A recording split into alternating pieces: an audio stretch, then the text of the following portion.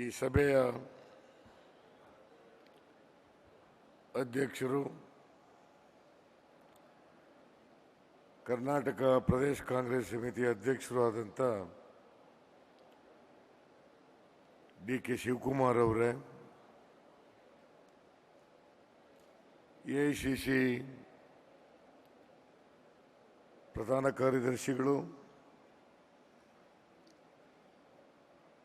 ನೂತನವಾಗಿ ಕರ್ನಾಟಕ ಉಸ್ತುವಾರಿ ಕಾರ್ಯದರ್ಶಿಯಾಗಿ ನೇಮಕ ಆಗಿರ್ತಕ್ಕಂಥ ಶ್ರೀ ರಣದೀಪ್ ಸಿಂಗ್ ಸುರ್ಜೇವಾಲಾ ಅವರೇ,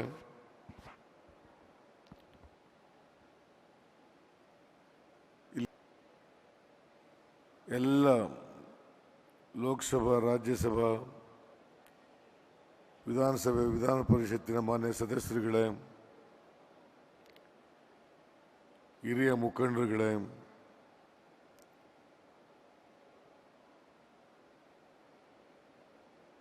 ಎಲ್ಲ ಕಾರ್ಯಾಧ್ಯಕ್ಷರುಗಳೇ,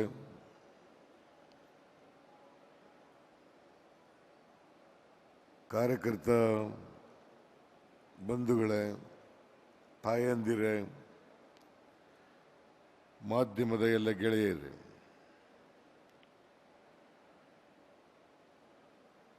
ನಾನು ಶ್ರೀಮತಿ ಸೋನಿಯಾ ಗಾಂಧಿಯವರನ್ನು, ರಾಹುಲ್ ಗಾಂಧಿಯವರನ್ನು ಈ ಸಂದರ್ಭದಲ್ಲಿ ಅಭಿನಂದಿಸಲಿಕ್ಕೆ ಬಯಸ್ತಾ ಇದ್ದೇನೆ. ಶ್ರೀಮತಿ ಸೋನಿಯಾ ಗಾಂಧಿಯವರು, ರಾಹುಲ್ ಗಾಂಧಿಯವರು ಶ್ರೀ ಸುರ್ಜೇವಾಲಾ ಅವರನ್ನು ನೂತನವಾಗಿ ನಮ್ಮ ರಾಜ್ಯದ ಉಸ್ತುವಾರಿಯಾಗಿ ನೇಮಕ ಮಾಡಿದ್ದಾರೆ.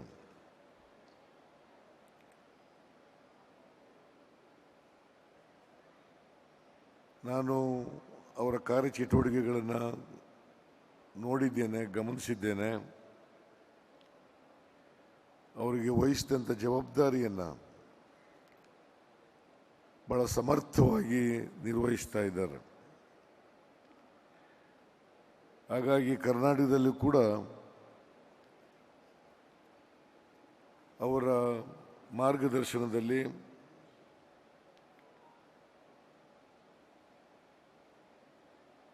ಕಾಂಗ್ರೆಸ್ ಪಕ್ಷವನ್ನು ಶಕ್ತಿಯುತವಾಗಿ ಕಟ್ಟಲಿಕ್ಕೆ ಸಾಧ್ಯ ಆಗ್ತದೆ ಅಂತೇಳಿ ನಾನು ಭಾವಿಸ್ಕೊಂಡಿದ್ದೇನೆ. ಅವರಿಗೆ ಪಕ್ಷದ ಸಂಘಟನೆಯಲ್ಲಿ ಅಪಾರವಾದಂಥ ಅನುಭವ ಇದೆ. ರಾಷ್ಟ್ರೀಯ ಯುವ ಕಾಂಗ್ರೆಸ್ಸಿನ ಅಧ್ಯಕ್ಷರಾಗಿ ಕೆಲಸ ಮಾಡಿದ್ದಾರೆ, ಶಾಸಕರಾಗಿ ಮಂತ್ರಿಯಾಗಿ ಕೆಲಸ ಮಾಡಿದ್ದಾರೆ, ಎಐಸಿಸಿ ಸ್ಪೋಕ್ಸ್ ಪರ್ಸನ್ ಆಗಿ ಕೆಲಸ ಮಾಡಿದ್ದಾರೆ. ಈ ಹಿನ್ನೆಲೆಯಲ್ಲಿ ಅವರ ಅನುಭವ ಕರ್ನಾಟಕ ಕಾಂಗ್ರೆಸ್ ಪಕ್ಷಕ್ಕೆ ಸಹಾಯಕ ಆಗ್ತದೆ ಅಂತೇಳಿ ಭಾವಿಸಿ ನಾನು ಅವರನ್ನು ಹೃತ್ಪೂರ್ವಕವಾಗಿ ಕರ್ನಾಟಕಕ್ಕೆ ಸ್ವಾಗತಿಸ್ತೇನೆ. ಅವರ ಮಾರ್ಗದರ್ಶನದಲ್ಲಿ ನಾವೆಲ್ಲರೂ ಕೂಡ ಒಟ್ಟುಗೂಡಿ ಕಾಂಗ್ರೆಸ್ ಪಕ್ಷವನ್ನು ಮತ್ತೆ ಕರ್ನಾಟಕದಲ್ಲಿ ಅಧಿಕಾರಕ್ಕೆ ತರಲಿಕ್ಕೆ ನಾವು ಪ್ರಾಮಾಣಿಕ ಪ್ರಯತ್ನವನ್ನು ಮಾಡ್ತೇವೆ ಅಂತಕ್ಕಂಥ ಮಾತನ್ನು ಈ ಸಂದರ್ಭದಲ್ಲಿ ಹೇಳಲಿಕ್ಕೆ ಬಯಸ್ತಾ ಇದ್ದೇನೆ. ವೇಣುಗೋಪಾಲ್ರವರು ಸುಮಾರು 3 ವರ್ಷಕ್ಕೂ ಹೆಚ್ಚು ಕಾಲ ಇಲ್ಲಿ ಉಸ್ತುವಾರಿಯಾಗಿ ಕೆಲಸ ಮಾಡಿದರು. ಅವ್ರಿಗೂ ಕೂಡ ಧನ್ಯವಾದಗಳನ್ನು ಹೇಳ್ತಕ್ಕಂಥ ನಿರ್ಣಯವನ್ನು ಮಂಡಿಸಿದ್ದಾರೆ. ನಾನು ಕೂಡ ಅವರಿಗೆ ಹೃತ್ಪೂರ್ವಕವಾಗಿ ಧನ್ಯವಾದಗಳನ್ನು ತಿಳಿಸಲಿಕ್ಕೆ ಬಯಸ್ತಾ ಇದ್ದೇನೆ. ಸುರ್ಜೇವಾಲಾ ಅವರು ಬೆಂಗಳೂರಿಗೆ ಬಂದು ನನ್ನನ್ನು ಡಿ.ಕೆ. ಶಿವಕುಮಾರ್ ಅವರನ್ನು ಕುಳ್ಳಿರಿಸಿಕೊಂಡು ಈ ಭ್ರಷ್ಟಾಚಾರವನ್ನು ಪ್ರಸ್ತಾಪ ಮಾಡ್ತಕ್ಕಂಥ ಕೆಲಸವನ್ನು ಮಾಡಿದರು. ಮತ್ತೆ ಕೊರೋನಾ ಪ್ರಯುಕ್ತ ಜನರಲ್ ಬಾಡಿ ಮೀಟಿಂಗ್ ಅನ್ನು ಮಾಡಲಿಕ್ಕೆ ಸಾಧ್ಯ ಆಗಲಿಲ್ಲ. ಯಾಕಂದ್ರೆ ಹೆಚ್ಚು ಜನ ಜನರಲ್ ಬಾಡಿ ಮೀಟಿಂಗ್ ಮಾಡಿದ್ರೆ ಹೆಚ್ಚು ಜನ ಸೇರ್ತಾರೆ, ಅದರಿಂದ ಕೊರೋನಾ ರೋಗ ಹರಡಲಿಕ್ಕೆ ಅವಕಾಶ ಆಗಬಹುದು ಅನ್ನೋ ಕಾರಣಕ್ಕೋಸ್ಕರ ಲೀಡರ್ಗಳನ್ನು ಮಾತ್ರ, ಶಾಸಕರು, ಸಂಸತ್ ಸದಸ್ಯರು, ಮಾಜಿ ಆಫೀಸ್ ಬೇರರ್ಸು, ಮುಂಚೂಣಿ ಘಟಕಗಳು ಅಧ್ಯಕ್ಷರುಗಳು, ಪದಾಧಿಕಾರಿಗಳು ಅವರನ್ನು ಮಾತ್ರ ಕರೆದಿದ್ದಾರೆ. ಈಗಾಗಲೇ ಅನೇಕ ಜನರು ಪ್ರಸ್ತಾಪ ಮಾಡಿದ್ದಾರೆ. ಬಹಳ ಜನ ಕಾಂಗ್ರೆಸ್ ಪಕ್ಷ ಮತ್ತೆ ಅಧಿಕಾರಕ್ಕೆ ಬರ್ತದೆ, ಮುಂದಿನ ಚುನಾವಣೆಯಲ್ಲಿ ನಾವು ಗೆಲುವನ್ನು ಸಾಧಿಸ್ತೇವೆ ಅಂತಕ್ಕಂಥ ವಿಶ್ವಾಸವನ್ನು ವ್ಯಕ್ತ ಮಾಡಿದ್ದಾರೆ. ನನಗೂ ಕೂಡ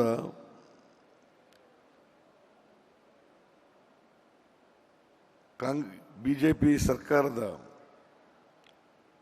ದುರಾಡಳಿತವನ್ನು ನೋಡಿದಾಗ, ಅವರ ಭ್ರಷ್ಟಾಚಾರವನ್ನು ನೋಡಿದಾಗ, ಜನವಿರೋಧಿ ತೀರ್ಮಾನಗಳನ್ನು ನೋಡಿದಾಗ ಜನರು ಈಗಾಗಲೇ ಬೇಸತ್ತಿದ್ದಾರೆ.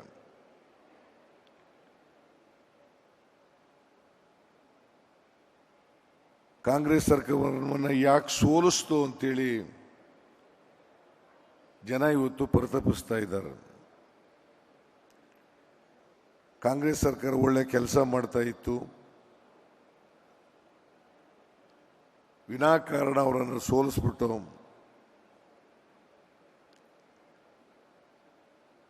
ಮತ್ತೆ ಅವರನ್ನು ಅಧಿಕಾರಕ್ಕೆ ತರಬೇಕು ಅಂತಕ್ಕಂಥ ಚರ್ಚೆ ಇವತ್ತು ರಾಜ್ಯದ ಉದ್ದಗಲಕ್ಕೆ ಪ್ರಾರಂಭ ಆಗಿದೆ. ನಾವು 2018 ಮೇನಲ್ಲಿ ಅಧಿಕಾರವನ್ನು ಕಳ್ಕೊಂಡು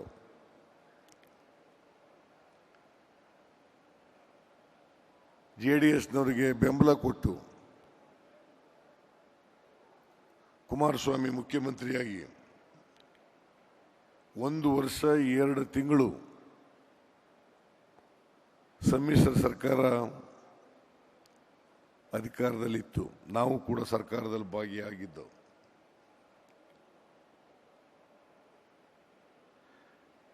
ಆದರೆ ಸಮ್ಮಿಶ್ರ ಸರ್ಕಾರ 5 ವರ್ಷ ತುಂಬಿಸ್ಲಿಕ್ಕೆ ಸಾಧ್ಯ ಆಗಲಿಲ್ಲ. ಭಾರತೀಯ ಜನತಾ ಪಕ್ಷದವರು, ಶ್ರೀಮಾನ್ ಯಡಿಯೂರಪ್ಪನವರು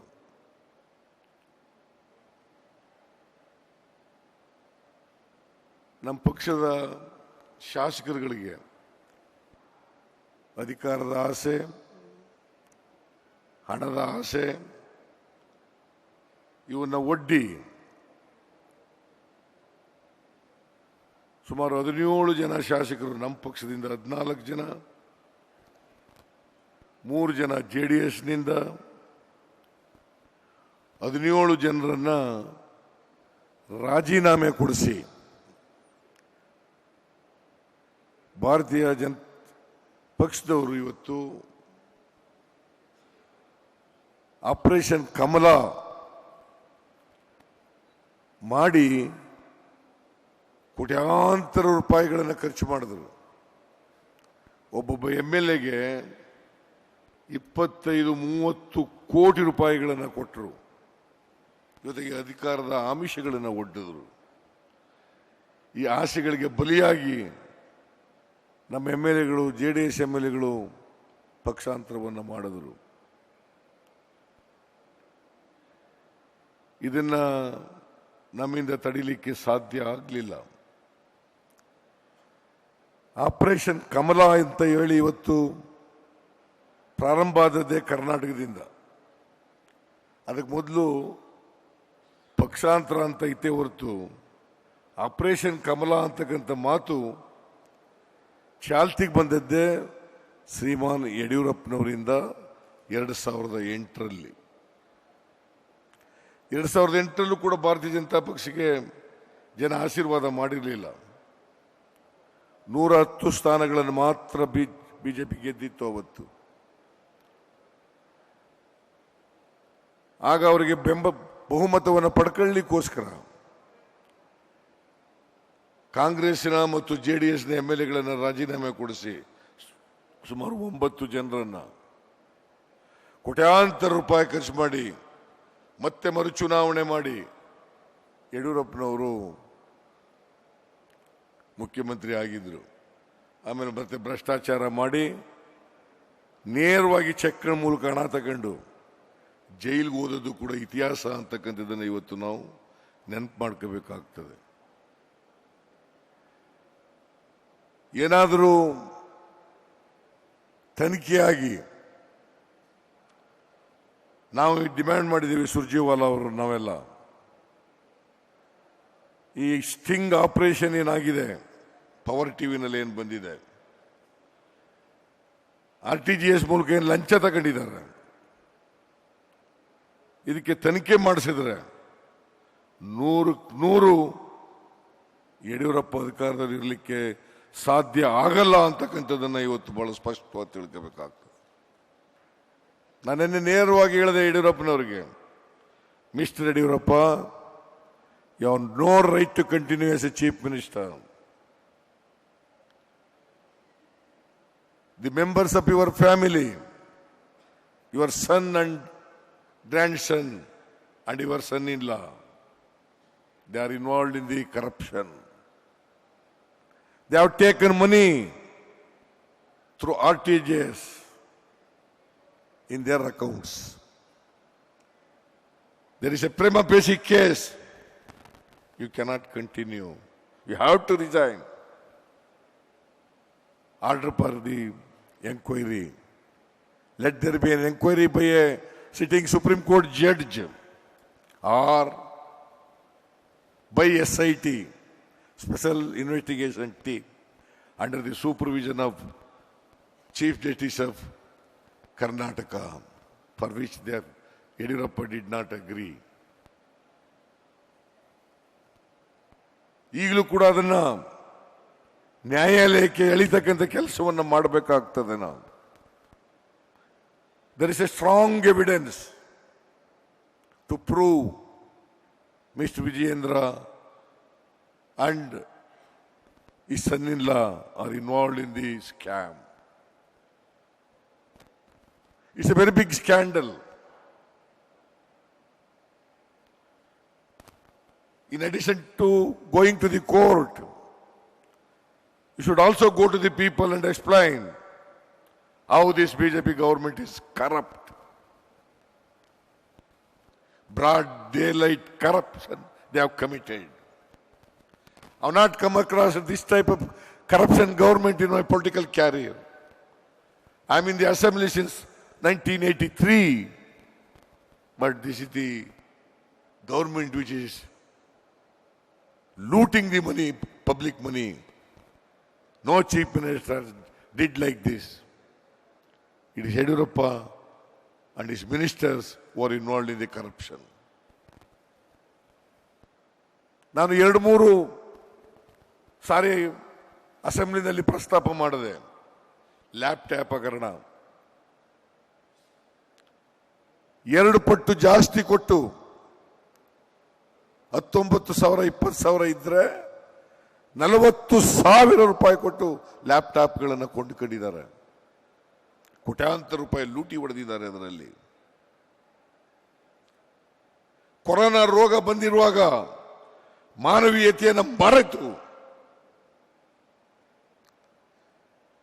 ಸತ್ತ ಎಣೆಗಳ ಮೇಲೆ ದುಡ್ಡನ್ನು ಮಾಡಿದ್ದಾರೆ. ಇದಕ್ಕಿಂತ ನಾಚಿಕೆಗೇಡದ ಕೆಲಸ ಇನ್ನೊಂದಿಲ್ಲ ಅಂತಕ್ಕಂಥದನ್ನ ನಮ್ಮ ಮುಖಂಡಗಳು, ಕಾರ್ಯಕರ್ತರು ತಿಳ್ಕೊಳ್ಬೇಕು ಅಂತಕ್ಕಂಥ ಮಾತನ್ನು ಹೇಳಲಿಕ್ಕೆ ಬಯಸ್ತಾ ಇದ್ದೇನೆ. ನಾನು ನಮ್ಮ ಮುಖಂಡಗಳಲ್ಲಿ, ಕಾರ್ಯಕರ್ತರುಗಳಲ್ಲಿ, ಶಾಸಕರಲ್ಲಿ ಮನವಿ ಮಾಡ್ತಕ್ಕಂಥದ್ದು, ಇದನ್ನ ಜನರ ಬಳಿಗೆ ತಗೊಂಡು ಹೋಗ್ಬೇಕು, ಜನರಿಗೆ ತಿಳಿಸ್ತಕ್ಕಂಥ ಕೆಲಸವನ್ನು ಮಾಡಬೇಕು.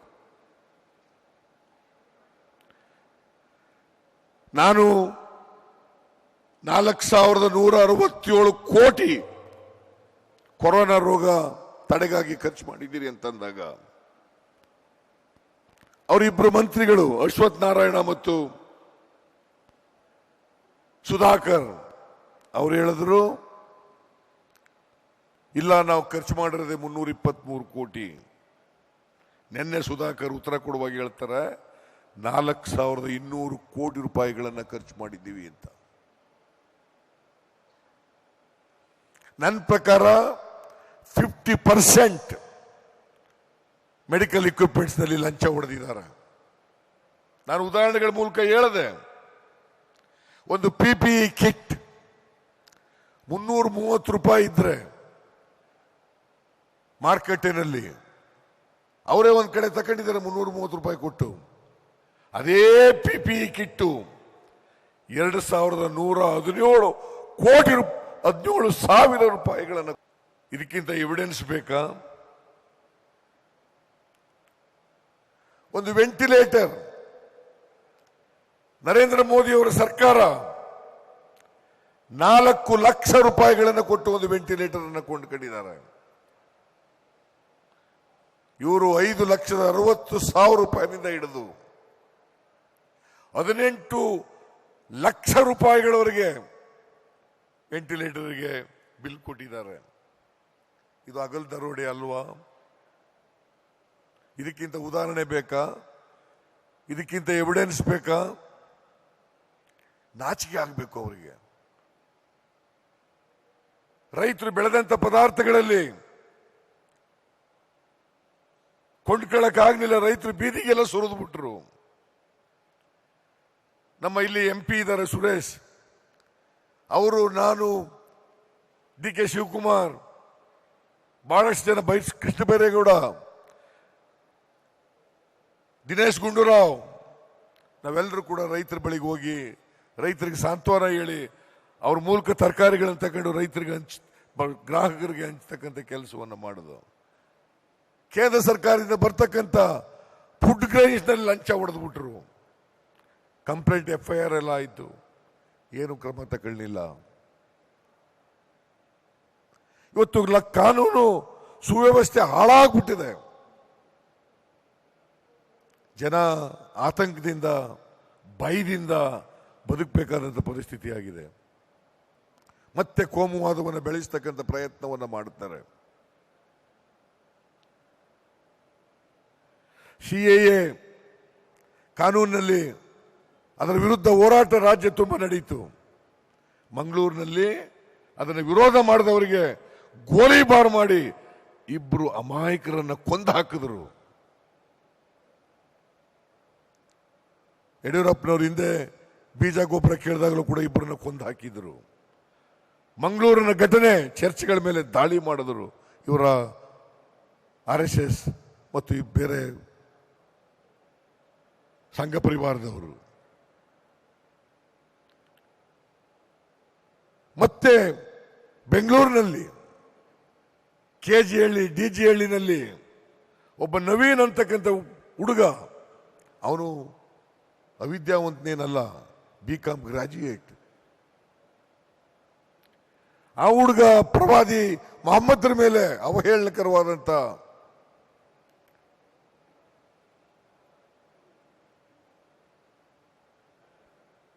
ಹೇಳಿಕೆಯನ್ನು ಕೊಡ್ತಾರೆ. ಅದರಿಂದ ಅಲ್ಲಿ ಗಲಾಟೆ ಪ್ರಾರಂಭ ಆಗ್ತದೆ. ಪೊಲೀಸ್ನವರ ನಿಷ್ಕ್ರಿಯತೆಯಿಂದ, ಇಂಟೆಲಿಜೆನ್ಸ್ನವರ ವೈಫಲ್ಯದಿಂದ, ಸರ್ಕಾರ ಸರಿಯಾಗಿ ಮಾರ್ಗದರ್ಶನ ಮಾಡದೇ ಇರೋದ್ರಿಂದ ಇವತ್ತು ಅಲ್ಲಿ DG ಹಳ್ಳಿ, KG ಹಳ್ಳಿನಲ್ಲಿ ಗೋಲಿಬಾರ್ ಆಗಿ 4 ಜನ ಮುಸಲ್ಮಾನ್ ಹುಡುಗರು ಸಾಯ್ತಾರೆ. ಒಂದು ವೇಳೆ FIR ಕೊಟ್ಟ ತಕ್ಷಣ FIR ಅನ್ನು ರಿಜಿಸ್ಟರ್ ಮಾಡ್ಕೊಂಡು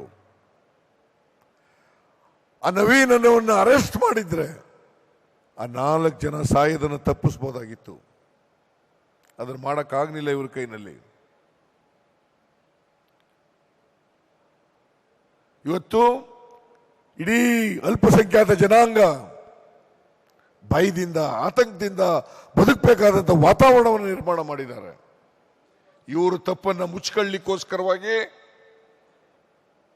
ಕಾಂಗ್ರೆಸ್ ಪಕ್ಷದ ಕೈವಾಡ ಇದೆ, SDPI ಕೈವಾಡ ಇದೆ. ಇದು ಪೂರ್ವ ನಿಯೋಜಿತವಾದಂಥ ಒಂದು ಘಟನೆ ಅಂತೇಳಿ ಸುಳ್ಳನ್ನು ಜನರ ಮುಂದೆ ಬಿಂಬಿಸ್ತಕ್ಕಂಥ, ನೆನ್ನೆ ಉತ್ತರ ಕೊಡಲು ಕೂಡ ಅದನ್ನೇ ಹೇಳ್ತಾರೆ ಮಾಧುಸ್ವಾಮಿ. ನಾಚಿಕೆ ಆಗಬೇಕು ಅವರಿಗೆ. It's A total failure of the police, it's A total failure of the government. ಇದನ್ನ ಜನರಿಗೆ ತಿಳಿಸ್ತಕ್ಕಂಥ ಕೆಲಸ ಮಾಡಬೇಕು. ಕೊರೋನಾ ಇದರಲ್ಲಿ ವೈದ್ಯಕೀಯ ಸಲಕರಣೆಗಳನ್ನು ಕೊಂಡ್ಕೊಳ್ಳೋದ್ರಲ್ಲಿ 2,000 ಕೋಟಿ ಲಂಚ ಹೊಡೆದಿದ್ದಾರೆ. 2,000 ಕೋಟಿ. ಮತ್ತೆ ಇದರಲ್ಲಿ BDAನಲ್ಲಿ ಒಂದು ಹೌಸಿಂಗ್ ಸ್ಕೀಮ್ನಲ್ಲಿ ಪ್ರಾಜೆಕ್ಟ್ನಲ್ಲಿ ಅದು 2017ರಲ್ಲಿ ಟೆಂಡರ್ ಕರೆದಿದ್ದದ್ದು. ಇವರು ಅಧಿಕಾರಕ್ಕೆ ಬಂದ ಮೇಲೆ ಯಡಿಯೂರಪ್ಪ ಮುಖ್ಯಮಂತ್ರಿ ಆದದ್ದು 26 ಜುಲೈ 2019. ಈಗ ಅಧಿಕಾರಕ್ಕೆ ಬಂದ ಮೇಲೆ ಆ ಕಾಂಟ್ರಾಕ್ಟರ್ನ ಕರೆದು, ರಾಮಲಿಂಗಂ ಅಂಡ್ ಕಂಪನಿ ಕರೆದು, ನೀನು 12 ಕೋಟಿ ಕೊಡಬೇಕು ಅಂತ ಹೇಳ್ತಾರೆ. ಅವನು ಕಮಿಷನರ್ ಕೊಟ್ಬಿಡ್ತಾನೆ 12 ಕೋಟಿನ. ಅವನು ವಾಪಸ್ ಕೊಡಲ್ಲ ಇವನಿಗೆ, ವಿಜಯೇಂದ್ರನಿಗೆ. ವಿಜಯೇಂದ್ರ ಕೊಡ್ತೀನಿ ಅಂದ್ಬಿಟ್ಟು ತಗೊಬಿಡ್ತಾನೆ ಕಾಂಟ್ರಾಕ್ಟರ್ ಇಂದ. ಯಾಕಂದ್ರೆ ಆ ಕಮಿಷನರು 15 ಕೋಟಿ ಕೊಟ್ಟುಬಿಟ್ಟು ಅಲ್ಲಿ ಕಮಿಷನರ್ ಆಗಿದ್ದ. 15 ಕೋಟಿ. ನೆನ್ನೆ ದೊಡ್ಡ ಗಲಾಟೆ ನಡೀತು. ನಾನು ವಿಜಯೇಂದ್ರನ ಹೆಸರು ಹೇಳಿದ್ರೆ ಇಡೀ ಬಿಜೆಪಿ ಎದ್ದು ಬಿಡೋದು ಮೇಲಕ್ಕೆ. ಇಡೀ ಬಿಜೆಪಿ ಎಲ್ಲ ಶಾಸಕರು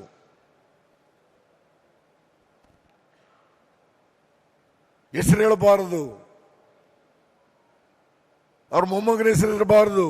ಶಶಿಧರ ಮರಡಿ, ವಿರೂಪಾಕ್ಷಪ್ಪ ಮರಡಿ ಅವರ ಅಳಿಯ.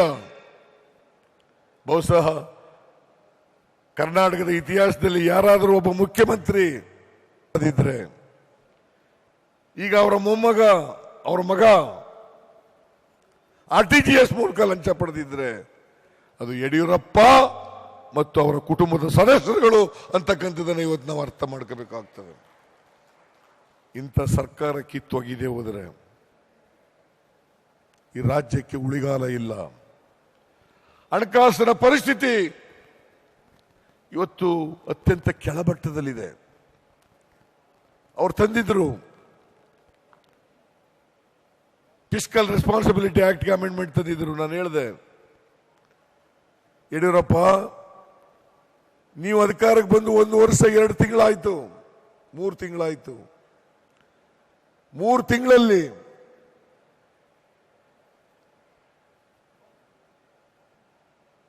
ಸುಮಾರು 130 ಕೋಟಿ ರೂಪಾಯಿ ಸಾಲ ಮಾಡಿದ್ದೀರಿ.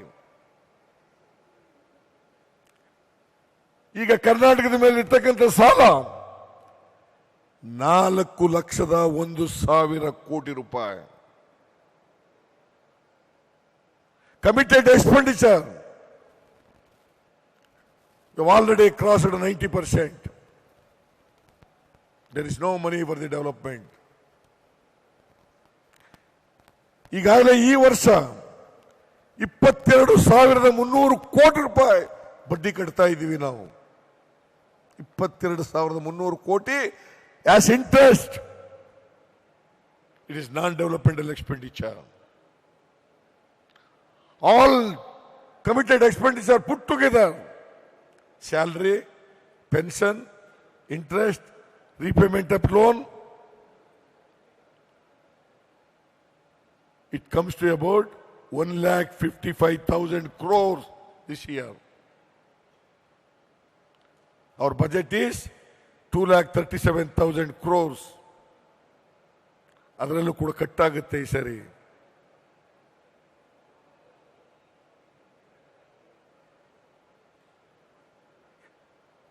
ಫೈನಾನ್ಸ್ ಕಮಿಷನ್ ರೆಕಮೆಂಡ್ ಮಾಡಿತ್ತು. ಯಾಕಂತಂದ್ರೆ 14th ಫೈನಾನ್ಸ್ ಕಮಿಷನ್ ಇಂದ 15th finance ಕಮಿಷನ್ಗೆ 14th finance commission ಅಲ್ಲಿ ನಮ್ಮ ರಾಜ್ಯಕ್ಕೆ 4.71 ಹಣ ಬಂದಿತ್ತು. ಈ ಸಾರಿ ಅದು 3.64% ಆಗ್ಬಿಟ್ಟಿದೆ. 1.07% ಕಡಿಮೆ ಆಯಿತು. ಅದಕ್ಕೋಸ್ಕರ 15th ಫೈನಾನ್ಸ್ ಕಮಿಷನ್ನಲ್ಲಿ 4,594 ಕೋಟಿ ವಿಶೇಷ ಗ್ರಾಂಟ್ಸ್ ಕೊಡಬೇಕು ಅಂತ ಮಾಡಿದ್ರು. ನಾಚಿಕೆ ಆಗ್ತದೆ. ಇವ್ರಿಗೆ ಕೇಳಕ್ ಧೈರ್ಯ ಇಲ್ಲ. ಹೇಳಿಗಳು ಶೆಂಟ್ರು ಇವರು.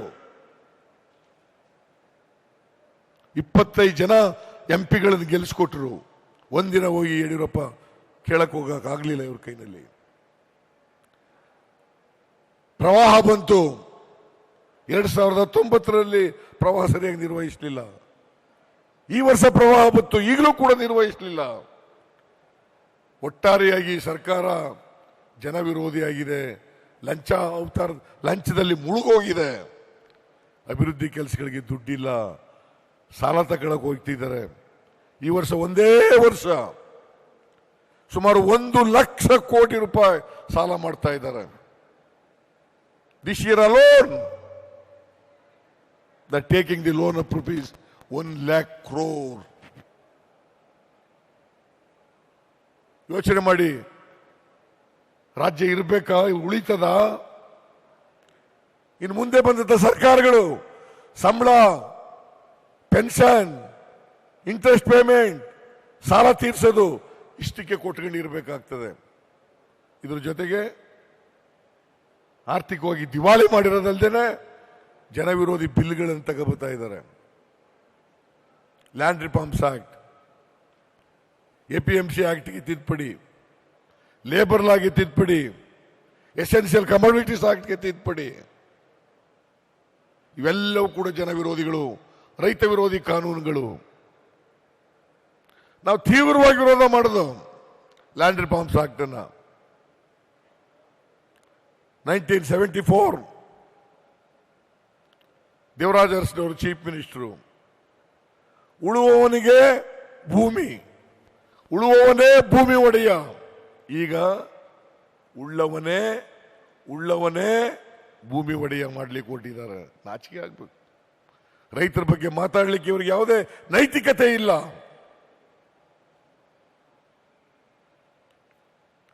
ಬಡವರ ಬಗ್ಗೆ ಮಾತಾಡಲಿಕ್ಕೆ ನೈತಿಕತೆ ಇಲ್ಲ.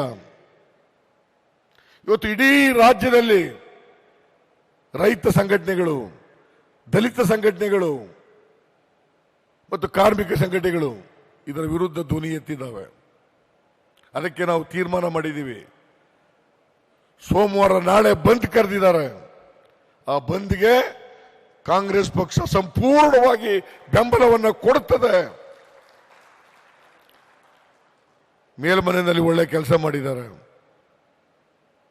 ಈ 2 ಬಿಲ್ಗಳು ಮತ್ತೆ ಲೇಬರ್ ಡಿಬೀಟ್ ಮಾಡಿದ್ದಾರೆ.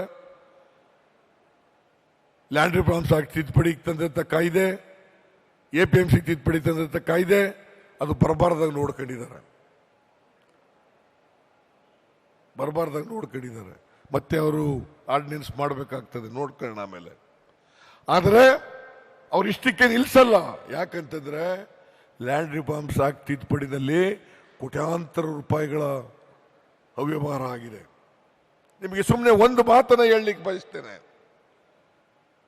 Section 63, section 79A, B, C and 80 of the Land Reforms Act. ಇವು ಹೃದಯ ಇದ್ದಾಗಿ, ಆತ್ಮ ಇದ್ದಾಗಿ, ಈ ಆತ್ಮನ ಕಿತ್ತಾಕದ ಮೇಲೆ it is as good as repealing the act. ಹಾಳು ಮಾಡಿಬಿಟ್ರು. ಯಾರ್ಯಾರು ಪಾಪ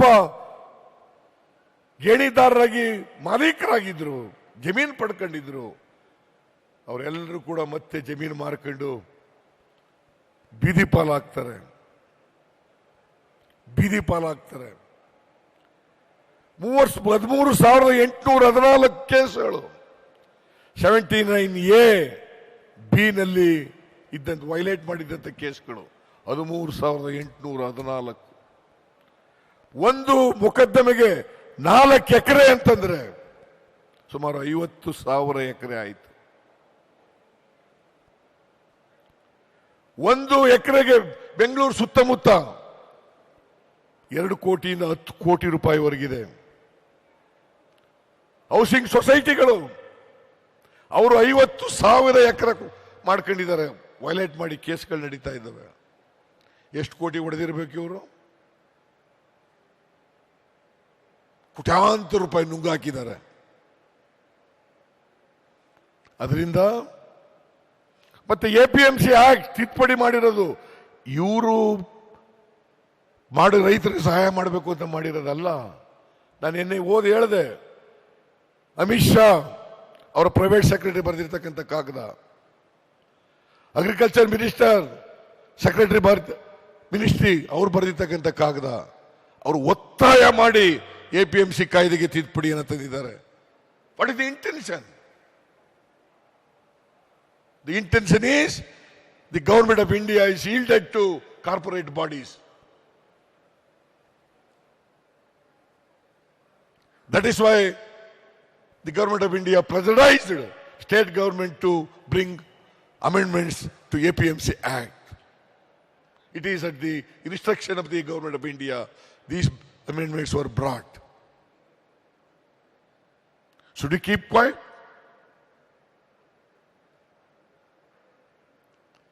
ಸೊ ಇದನ್ನ ಬೀದಿಗೆ ತಗೊಂಡೋಗಿ ಹೋರಾಟ ಮಾಡಬೇಕಾದದ್ದು ನಮ್ಮ ಜವಾಬ್ದಾರಿ.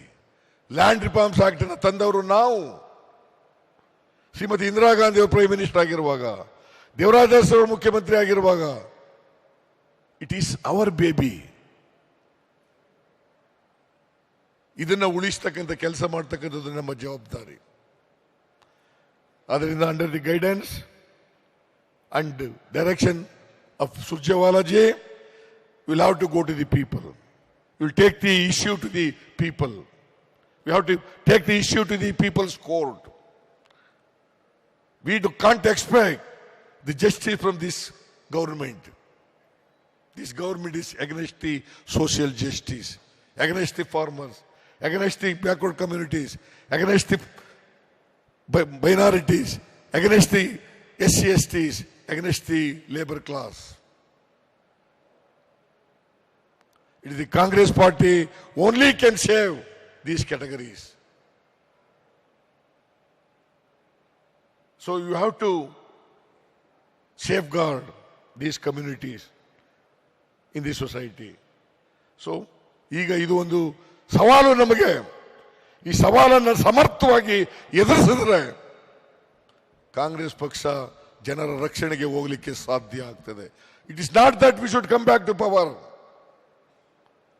We should stand by the problems of the people. ಅದು ಕಾಂಗ್ರೆಸ್ ಪಕ್ಷದ ಹೋರಾಟ. ಅದಕ್ಕೆ ನಾವೆಲ್ಲರೂ ಕೂಡ ತಯಾರಾಗೋಣ ಅಂತ ಹೇಳಿ ನನಗೆ ಮಾತಾಡಲಿಕ್ಕೆ ಅವಕಾಶ ಕೊಟ್ಟಿದ್ದಕ್ಕೆ ವಂದಿಸಿ ನಿಮಗೆಲ್ಲ ನಮಸ್ಕಾರ.